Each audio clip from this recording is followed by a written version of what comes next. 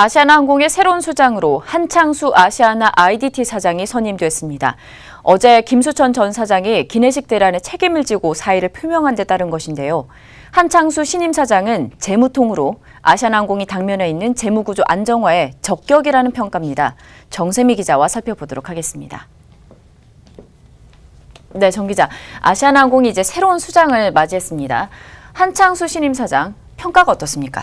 네, 박삼구 금호아시아나그룹 회장이 오늘 네. 신임 아시아나항공 사장으로 한창수 아시아나 IDT 사장을 임명한다고 밝혔습니다. 한창수 신임 사장은 성균관대 회계학과를 졸업한 뒤 그룹에 입사해 아시아나항공 창업 멤버로 참여했는데요. 이후 전략기획 본부장 등을 거치며 2015년부터는 아시아나 IDT 대표이사를 역임했습니다. 한창수 신임 사장은 아시아나 IDT의 기업 공개를 총괄하는 등 그룹 내 재무통으로 평가받는데요. 네. 특히 아시아나항공은 연말까지 차입금 3조 원을 미만으로 줄이는 등 유동성 위기에서 벗어나겠다고 목표를 밝혔습니다. 금호 아시아나그룹은 한창수 사장이 재무구조 안정화를 위한 도약의 발판 역할을 할 것이라고 말했습니다. 네, 때문에 이제 아시아나 IDT 사장 자리는 공석이 되게 되었고 박세창 전략경영실 사장이 선임이 좀 된 것 같은데 박삼구 금호아시아그룹 회장의 장남이죠. 네, 아시아나 IDT 네. 사장에는 박삼구 회장의 장남인 네. 박세창 전략경영실 사장이 임명됐습니다. 때문에 업계에서는 금호 아시아나그룹의 3세 경영이 본격화될 것이다라는 전망이 나왔는데요. 박세창 신임 사장은 2002년 아시아나항공 자금팀 차장으로 입사했습니다. 특히 2009년 금호산업과 금호타이어의 워크아웃 위기 당시 채권단을 설득해냈지만 2016년 금호타이어 인수가 실패로 끝나면서 경영 전면에 나서지는 못했습니다.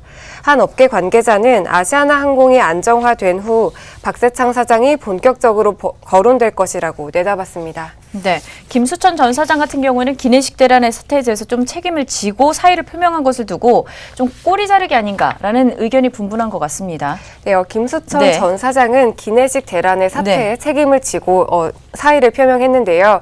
김수천 전 사장은 2008년부터 5년 동안 에어부산 사장 그리고 이후 2014년부터는 아시아나항공 사장을 역임했습니다.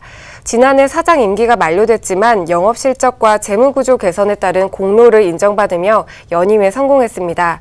하지만 두 번째 임기 만료를 1년 6개월 앞두고 물러나게 된 건데요. 이를 두고 아시아나항공은 기내식 사태를 마무리하며 떠나는 것이라고 설명했지만 실은 700억 원대 주주 대표 소송이 제기되는 등 기내식 대란에 영향을 받은 것으로 보입니다. 이 외에도 이권거래 의혹에 대해 공정거래위원회와 검찰 등 사정기관의 조사와 정부의 운항편수 감편 권고 조치로 인한 영업이익 감소 등 실적 악화도 원인으로 꼽힙니다.